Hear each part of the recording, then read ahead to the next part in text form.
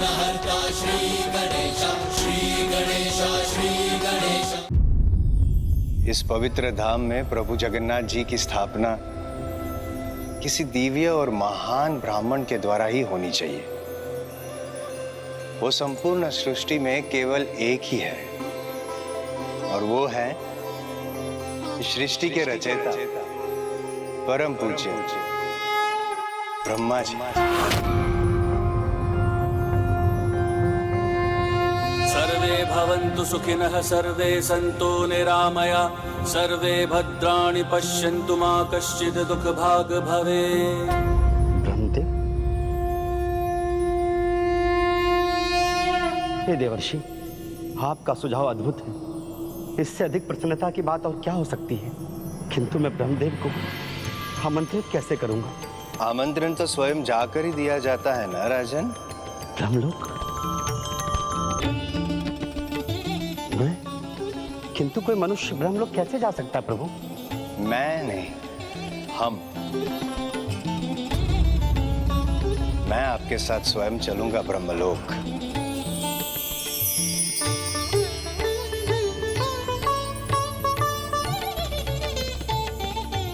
इसी कार्य के लिए तो प्रभु जगन्नाथ जी ने मुझे आपके पास भेजा है राजन। किंतु इससे पहले आपको विचार कर लेना होगा कि आप मेरे साथ आना चाहते हैं या नहीं।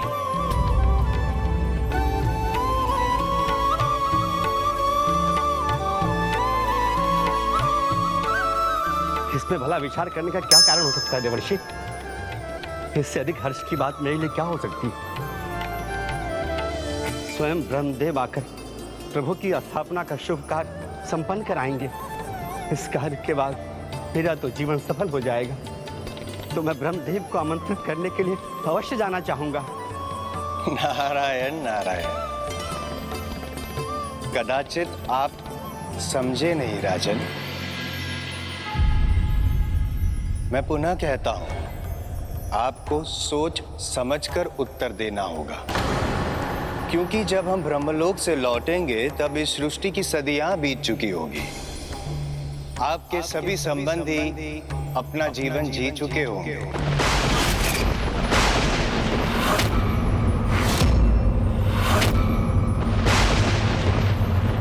राजन, यदि आप अभी मेरे साथ ब्रह्मलोक आते हैं तो कदाचित आप अंतिम बार अपने संबंधियों से मिलाप कर रहे हैं।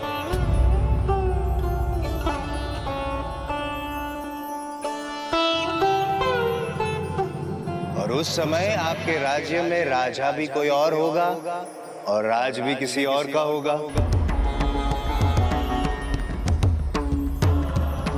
और आपके भ्राता, उनकी तो अनेकों पीढ़ियां जा चुकी होगी।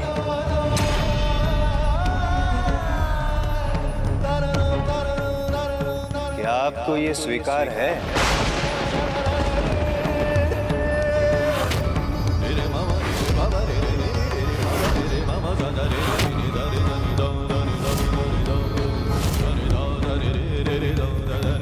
अपने परिवार को, अपनी इस पृथ्वी को सबका बलिदान करके ब्रह्मलोक में जाना, क्या आपको ये स्वीकार है राजन?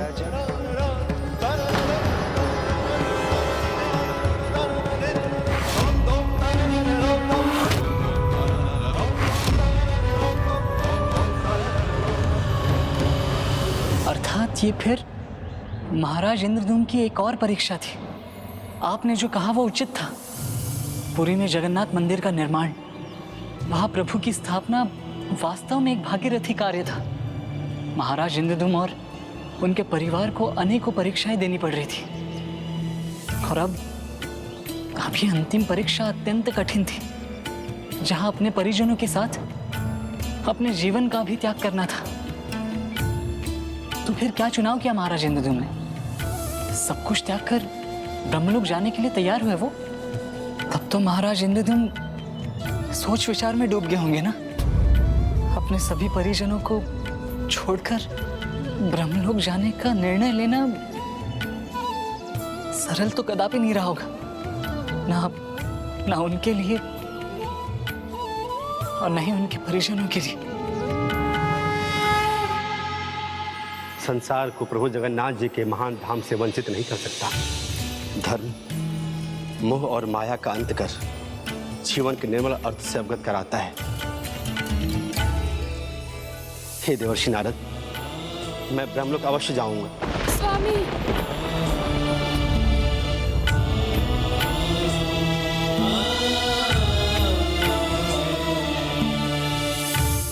लक्ष्य की प्राप्ति ही जीवन की सबसे कठोर परीक्षा का मीठा फल होती है देवी। आपके सहयोग के बिना मैं इस मंदिर निर्माण के लक्ष्य को कभी प्राप्त नहीं कर सकता, किंतु आपको भी इस महान कार्य में लक्ष्य की प्राप्ति के लिए कठोर परीक्षा देनी होगी देवी, मुझसे विलग होने की परीक्षा।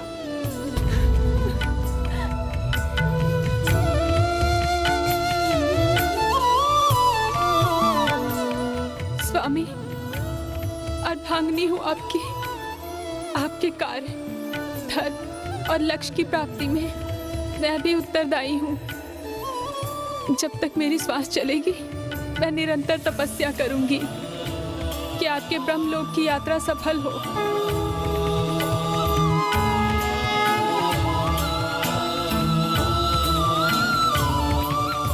भैया,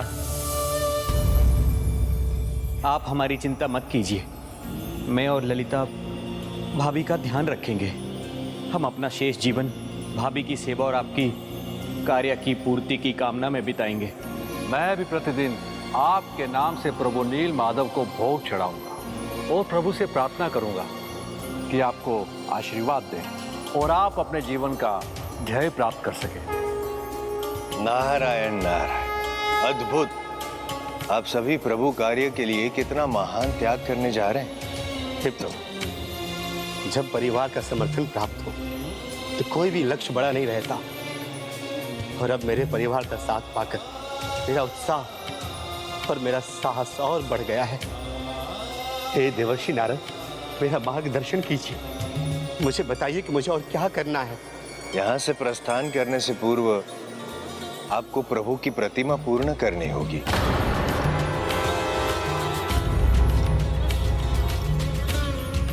प्रतिमा पूर्ण करनी होगी स्वामी को, किंतु कैसे? नील माधव विग्रह को प्रभु की इस प्रतिमा में स्थान देकर राजन, तभी तो श्री जगन्नाथ स्वरूप में संपूर्ण जगत नील माधव के दर्शन कर पाएगा। यही तो चाहते हैं ना आप राजन? किंतु देवर्षि, प्रतिमा निर्माण के बाद ये कैसे संभव होगा? नारायण नारायण, प्रभु जगन्नाथ और प्रभु नील माधव की प्रतिमा में भेद कहाँ है? बस उनका एक होकर देखा जाना ही शेष है, जिसके लिए आपको नीलांचल क्षेत्रों में 100 कुएं बनवाने होंगे और यज्ञ करवाना होगा, और उन 100 कुओं के जल से आपको प्रभु जगन्नाथ जी का अभिषेक करना होगा।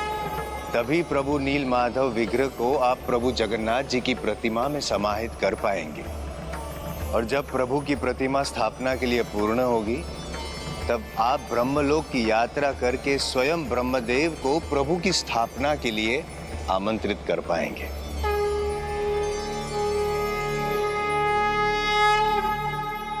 सौ कूप, 100 यज्ञ। वहां अन्य सभी ये सुनकर ऐसे ही स्तब्ध हो गए थे, किंतु महाराज इंद्रद्युम्न नहीं। उन्हें न तो कूप खुदवाने में कोई कठिनाई दिखाई दी और न ही 100 यज्ञ करवाने में। उनके लिए तो ये सब बस एक भागीरथी कार्य का एक भाग था, जो मंदिर निर्माण के रूप में स्वयं भगवान ने उन्हें सौंपा था। इसलिए देवर्षि नारद का निर्देश पाकर महाराज इंद्रद्युम्न ने इन दोनों ही कार्यों का आरंभ कर दिया।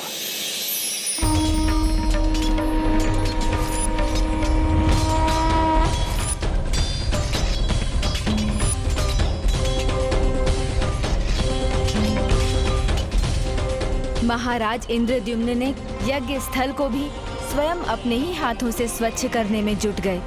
फिर विधि पूर्वक यज्ञ आरंभ हुआ, जिसके मंत्रोच्चार से संपूर्ण वातावरण गुंजायमान हो उठा।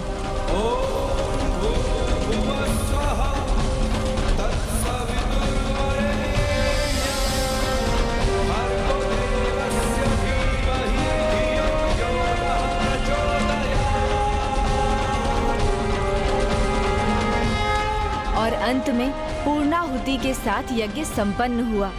इस प्रकार देवर्षि द्वारा दिए गए सभी निर्देशों का उन्होंने पालन किया। कुछ ही माह में एक दुर्गम कार्य को बड़ी सुगमता से संपन्न किया उन्होंने। नीलांचल क्षेत्र में वो 100 कूप भी बनवा चुके थे और 100 यज्ञ भी संपन्न कर चुके थे। और फिर महाराज ने स्वयं उन 100 कूपों पर जाकर प्रभु जगन्नाथ के अभिषेक हेतु वहां का जल एकत्र किया। साधारण वस्त्रों को धारण कर सरल भक्ति के भाव से वो और उनका संपूर्ण परिवार प्रत्येक कूप पर गया और वहां का जल एकत्र किया। इस प्रकार वो 100 कूपों का जल लेकर आए। इतना कठिन परिश्रम करने में उन्हें थकान का भी अनुभव होने लगा, किंतु महाराज इंद्रद्युम्न रुके नहीं, प्रभु का नाम लेकर आगे बढ़ते रहे। और जब वो स्वयं ये कार्य करने में असमर्थता का अनुभव करने लगे तो देवी गुंडीचा और विद्यापति ने उनका साथ दिया। महाराज को प्रभु के महान भक्त विश्ववसु और देवी ललिता का साथ भी प्राप्त था, जो निरंतर प्रभु सेवा में उनका हाथ बटाते थे। प्रभु श्री जगन्नाथ नीलमाधव की जय। प्रभु श्री जगन्नाथ की जय। प्रभु जगन्नाथ जी की जय। प्रभु जगन्नाथ जी की जय। प्रभु श्री जगन्नाथ की जय। प्रभु नीलमाधव की जय। प्रभु नीलमाधव की जय।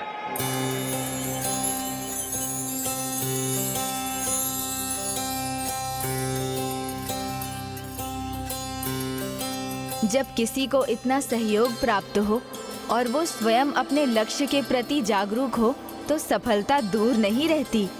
प्रभु, नीलांचल क्षेत्र में बने मेरे द्वारा 100 कूपों का जल में ले आया। अब कृपा कर मुझे अपने प्रभु नील माधव विग्रह को अपने प्रतिमा में समाहित करने की अनुमति दीजिए, जिससे दोनों एक हो सके।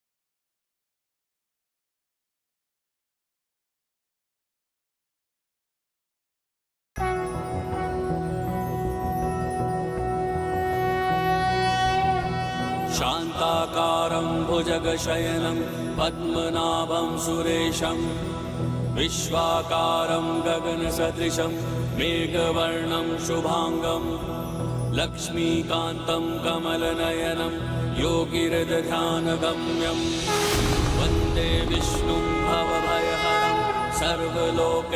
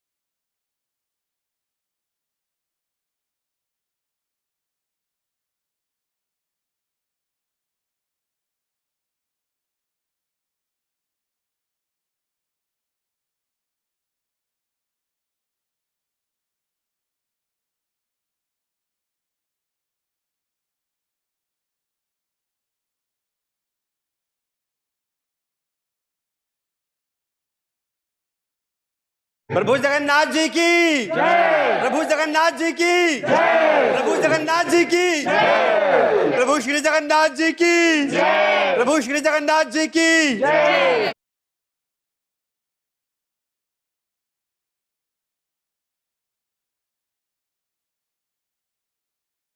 ओम श्री नारायण हरि।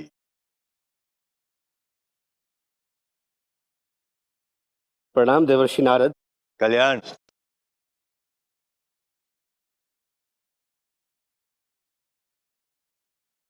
इस पवित्र धाम में प्रभु जगन्नाथ जी की स्थापना किसी दिव्य और महान ब्राह्मण के द्वारा ही होनी चाहिए, और वो है ब्रह्मा जी। यदि आप अभी मेरे साथ ब्रह्मलोक आते हैं तो कदाचित आप अंतिम बार अपने संबंधियों से मिलाप कर रहे हैं। स्वामी अब अपने कर्तव्य पथ पर आगे जाएंगे, अर्थात उनसे विदा लेने का कठिन समय आ गया। राजन, प्रभु प्रतिमा पूर्ण हुई।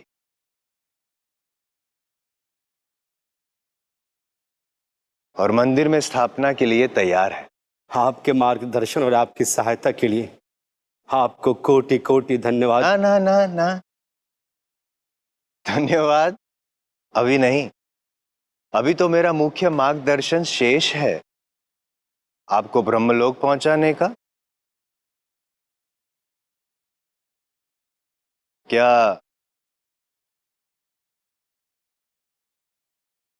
राजन, आप उसके लिए तैयार हैं?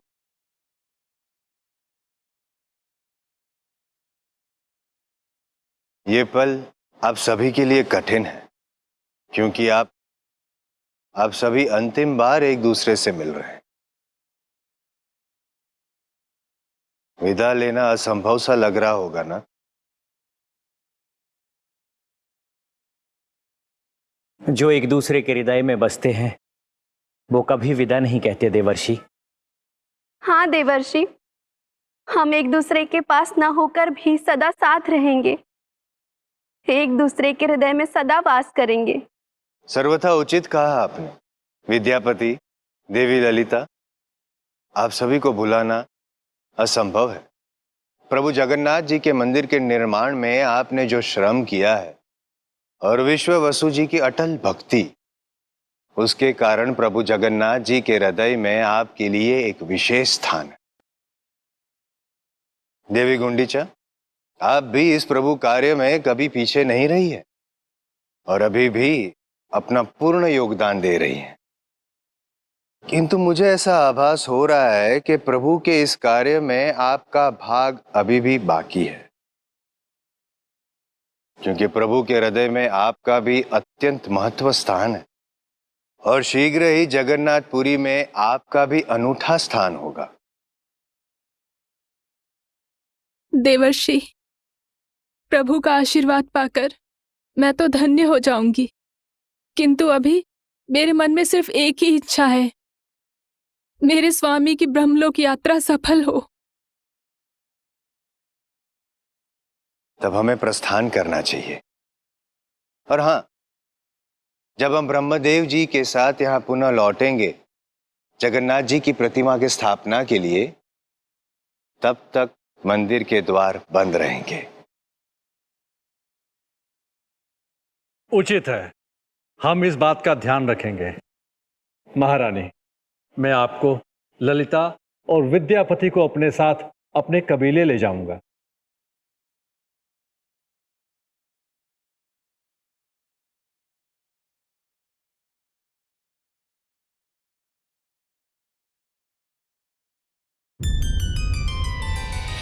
प्रणाम प्रभु, मुझे आशीष दीजिए, मैं यात्रा सफल कर सकूं।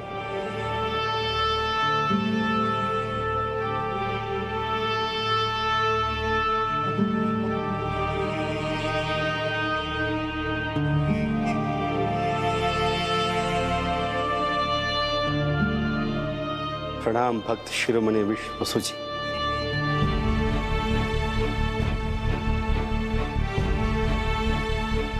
जीवन भर मेरा साथ देकर तुमने मेरा भाई होने का धर्म भली भांति निभाया। भैया, मैंने तो वही किया जो एक भाई होने के नाते आपके प्रति और एक भक्त होने के नाते प्रभु के प्रति मेरा कर्तव्य था।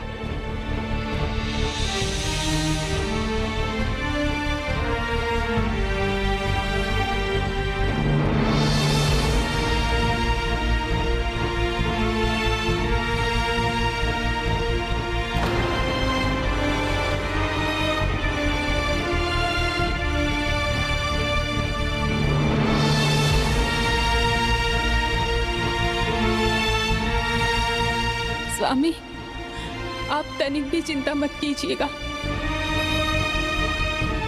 जब आप वापस आएंगे तो मुझे नहीं पाएंगे,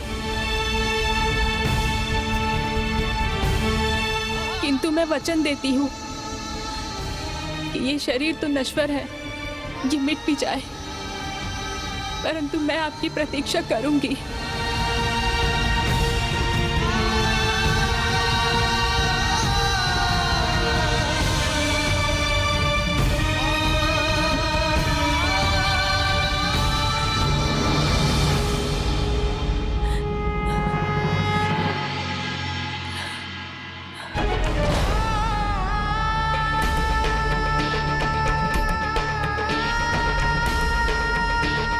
चलिए देवर्षि।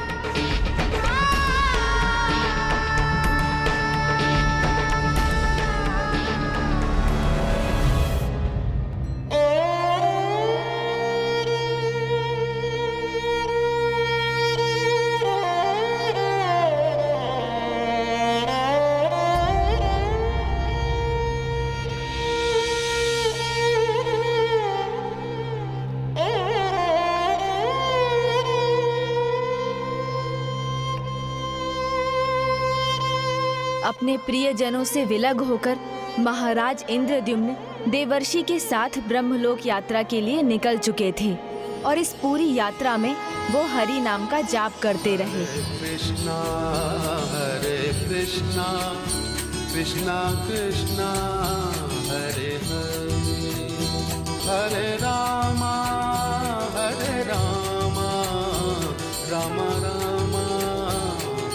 दूसरी ओर थी महारानी गुंडीचा, जिनके बारे में देवर्षि नारद ने ही कहा था कि इस कार्य में उनका भाग अभी समाप्त नहीं हुआ था। वो भी कुछ ऐसा असाधारण करने वाली थी जिससे वो भी अपने पति की यात्रा में सहायक बने।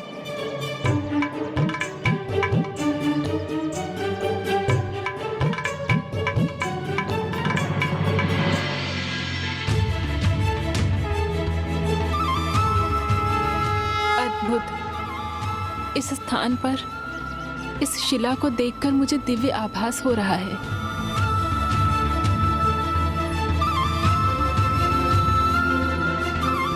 भाभी, ये वही स्थान है जहाँ पर मैंने यात्रा के मध्य में प्रभु से मार्गदर्शन करने की प्रार्थना की थी और तब मुझे प्रभु ने दिशा दिखाई थी। तो कदाचित यही प्रभु मेरा भी मार्गदर्शन करने की कृपा करेंगे।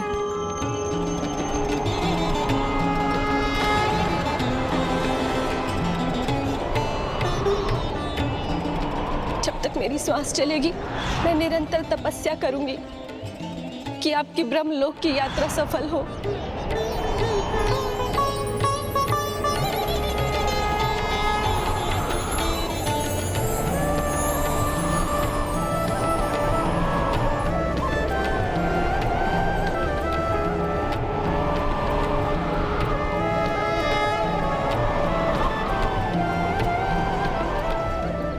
मुझे प्रभु ने संकेत भेज दिया है।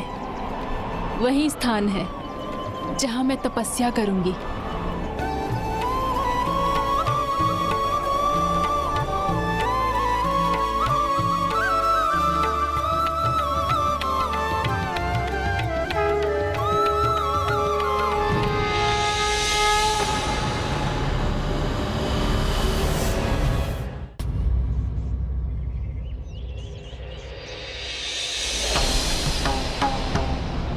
भाभी, आप यहाँ क्यों आ गए? हे देवर्षि, अब इस पर्वत को पार कर आगे कैसे जाना है? अर्धांगिनी के सुकर्मों की शक्ति अर्धांग को भी प्राप्त होती है राजन। पति धर्म के मार्ग पे चले हैं तो ये तो होना ही था। मैं यही ध्यान समाधि में लीन रहूंगी। भाभी, ये आप क्या कह रही हैं? आप यहाँ रहेंगी? नहीं भाभी माँ, आप हमारे साथ कबीले चलिए। यदि प्रभु ने इन्हें यहीं रहकर ध्यान करने की प्रेरणा दी है तो हमें इनका समर्थन करना चाहिए। मैंने स्वामी को वचन दिया था कि जब तक मेरी श्वास चलेगी मैं स्वामी की सफलता के लिए तपस्या करूंगी। उचित है भाभी, यदि आपकी यही इच्छा है तो फिर हम भी यहीं रहकर अपना कर्तव्य निभाएंगे। हाँ भाभी माँ, हम यहीं रहकर आपकी देखभाल करेंगे और हमारे बाद हमारे वंशज भी यही करेंगे। नहीं भाभी, आप हमें रोक नहीं सकते। हमने भैया को वचन दिया है। हम सदा आपके साथ रहेंगे, आपका ध्यान रखेंगे। भाभी माँ, आप अपना वचन निभा रही हैं तो हमें भी अपना वचन निभाने का अधिकार दीजिए। नहीं देवर जी, मैं धरती माँ के आंचल में बैठकर ही समाधि लूंगी।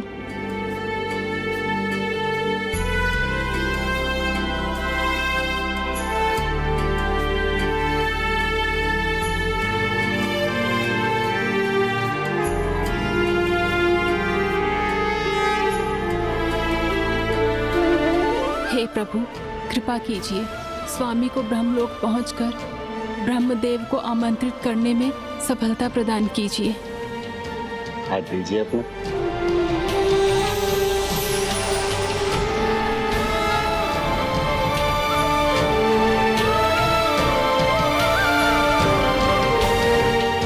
सत्य कहा था आपने देवर्षि, अर्धांगिनी होने के नाते पति के धर्म कर्म में आधा पुण्य पत्नी को भी प्राप्त होता है। उसी प्रकार पत्नी जब पूजा पाठ करती है, तब करती है तो उसका पति कहीं भी क्यों ना हो, पत्नी का पुण्य भी उसे प्राप्त होता है।